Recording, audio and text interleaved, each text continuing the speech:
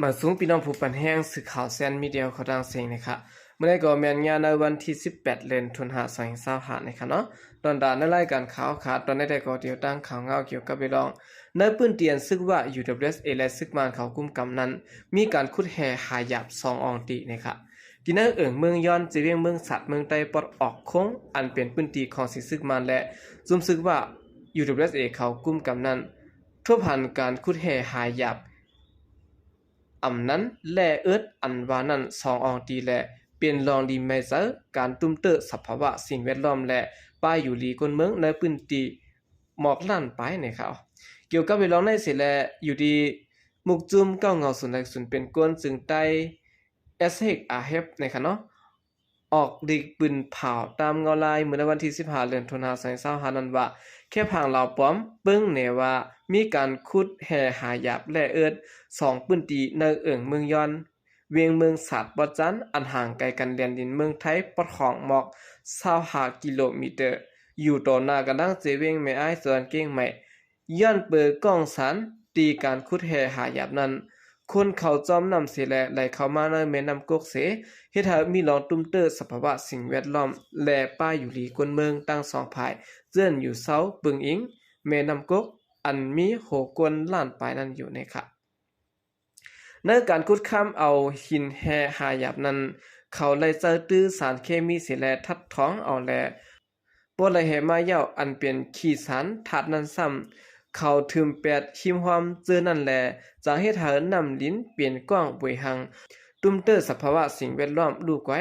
ลินจางกวนปังปลาแลโตสัตว์จอมหิมหอมนั้นก็จางได้รู้ได้ย้อนมันอำกาตุ้มเตอป้าการผูกซ้อมหมากเขาตอนนำอันพ่อแม่คนเมืองผูกซ้อมไว้หิมหอมจือนันป้าเนี่ยค่ะ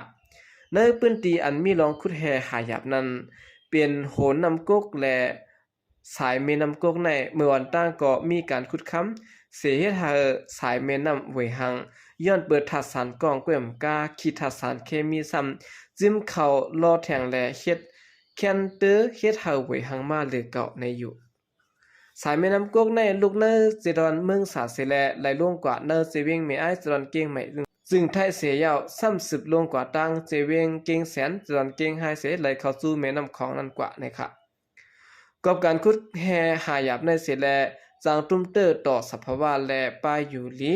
ก้นหวานก้นเมืองอันอยู่ที่หิมจำแม่น้ำกกนั่นแหละอำว่าก้นเมืองภายดังเมืองใต้หือเมืองไทยอ่านโหแสนโหล้านมันก็จางเลยครับพรย้อนมันอยู่ในยาว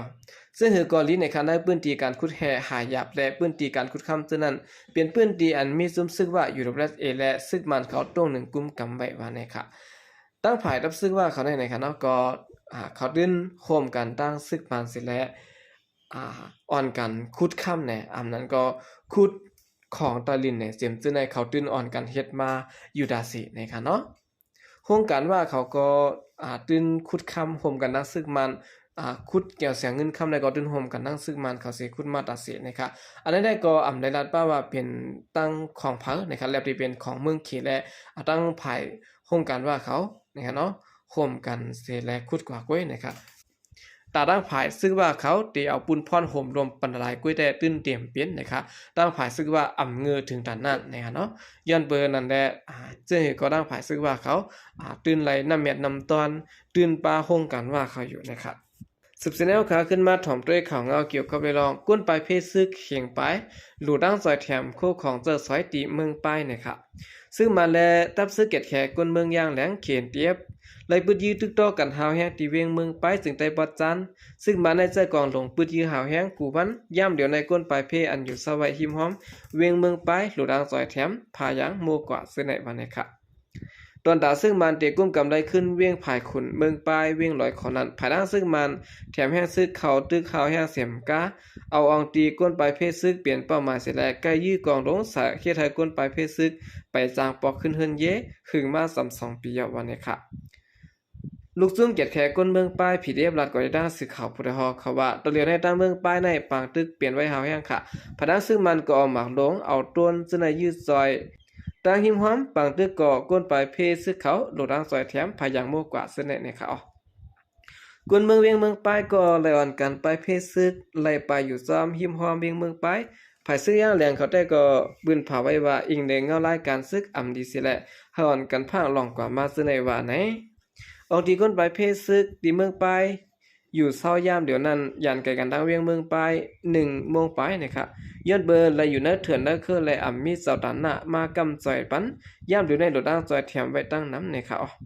ก้นไปเพศซึกก็ย้อนเขาไล่ปลายหึงยาวอันเขาโดดตั้งจอยแถมในมีดังนำขัดตอนเดียวในเด็กเข้าผลยาวแหละตาที่อยู่ด้านเศร้าหลูพายางซึ่งในป้าบานนะครับเวียงเมืองปลายจึงได้บ่จันในยันไกลกันตั้งเวียงในปีต่อ1 ปากลักภายของเวียงเดมีปางรองเวียงยองหวยและสีเสียงภายซ้านซ้ำมีวันพาโลโซตันตองกี้และภายนาซ้ำมีติโมเซอร์ภายโตกซ้ำมีเวียงปางหมักหน้าและเปลี่ยนพื้นที่อันรองอยากในการซึกตาตั้ง2 ภาย 2 ตั้งวันนะครับไว้เสซึกมันยึดจึงเมืองมาจีเวียงเมืองป้ายภายขนและจอมแดนดินใต้ย่างแหลงและจีเวียงลอยขอซึ่งในซึกมันยึดเมืองตั้งซึกผีเทียเปลี่ยนปางตึกกันหาวแห้งจอมทุ่งสันร้อยหรือสินั้นก็จุ่มซึกมันใกล้ยืมหมากลงตกใส่ในวันย้อนเปิดปางตึกในเสกกนเมืองไหลทบเพปลายเพเปลี่ยนโหเสียนต่อถึงวันเมื่อไหร่ไปจางปอกขึ้นเฮิรนนะครับโอเคนี่ก็เป็นข่าวเงานะครับเนาะกนเมืองและเมืองปลายเขานะครับไหลทบต่างหยาบผึดนะครับเนาะย้อนเปิดต่างผายซึ่งมาและผีเรียบเขาไล่เป็นปางด้วยกันนะครับ14 แนวข่าวขึ้นมาถ่อมด้วยข่าวเงาเกี่ยวกับเรื่องลองตั้งเป็นโควิดขึ้นลามแพร่ขึ้นที่เมืองไทยนะครับกวนติดจับตั้งเป็นในมีนำถึง7 แห่งไปนะครับตั้งเป็นโควิด19แพร่ลามขึ้นที่ในเมืองไทยเฮ็ดให้กวนติดจับตั้งเป็นมีกว่า7 แห่งไปในนั้นลูกตายกว่าก้อนหนึ่งห้องกันผายกลุ่มตั้งเป็นเมืองไทย DGC ปืนเผาออกเป็นทางกันเมื่อวงปนมาในหนังในที่ในเมืองไทยนั้นกวนที่สัปดาห์เปลี่ยนโควิด19 7 แห่ง13 เกาะนั้นกวนเปลี่ยนก้อนหนึ่งลูกตายกว่าเส้นสายหมายกวนเปลี่ยนในแต่เก็บมาเมื่อในวันที่4และในวันที่8 เดือนธันวาคมเข้าทางหาวันก้วยวันเนี่ยค่ะพ้องข้าวปิดห้องเฮียนข้าวผลในกวนที่สัปดาห์เปลี่ยนโควิดจังเตอลามแพร่ถูกลีพางไว้ในของการผายกลุ่มต่างเปลี่ยนเมืองไทยเป็นเผาไว้นั่นแน่ในกวนที่สัปดาห์เปลี่ยนโควิดในกำปนำเปลี่ยนลูกอ่อนอายุ4 ปีลงแต่อันที่ซับนำที่สุดที่2-3เปลี่ยนกวนเจอมีอายุในแก่30และ39 ปีในวงปนมาในกวนที่สัปดาห์เปลี่ยนในรุ่นใดกว่านั้นมีอายุ60 ปีนะครับในเมืองไทยนั้นแต่หัวปี2025ในมาต่อถึงยามเดียวกวนที่สัปดาห์เปลี่ยนโควิด19ในมี 40,000 ปลายย้อนเบิ่นั้นเลยหาเงื่องแวอองที่กวนกึนคอนใกล้สุกล้างมือใส่แผ่นพัดลมซบกินปันตากินอันเตมีแห้งกำตัวลีไหนตึกส่วนปันพางไว้หนังไหนโอเคนั่นก็เปลี่ยนตั้งเป็นโควิด19ขึ้นแพร่ลามขึ้นที่เมืองไทยวันในข่าวพี่น้องข่าวเสื้อนใกล้กว่าเลกางเกก้นนำสนั้นก็อย่าลืมใส่พัดลมซบและด้วยถึงป้ายอยู่ดีกันพองในค่ะเนาะโอเคกำเดินสนัยก็ยินจมนับยามคงมุนถึงพี่น้องผู้กำแถมปัญญาก็ดังเสียงอยู่เขายินจมนับยามอย่านำเสข่าวใจก็เดียมาสงค่า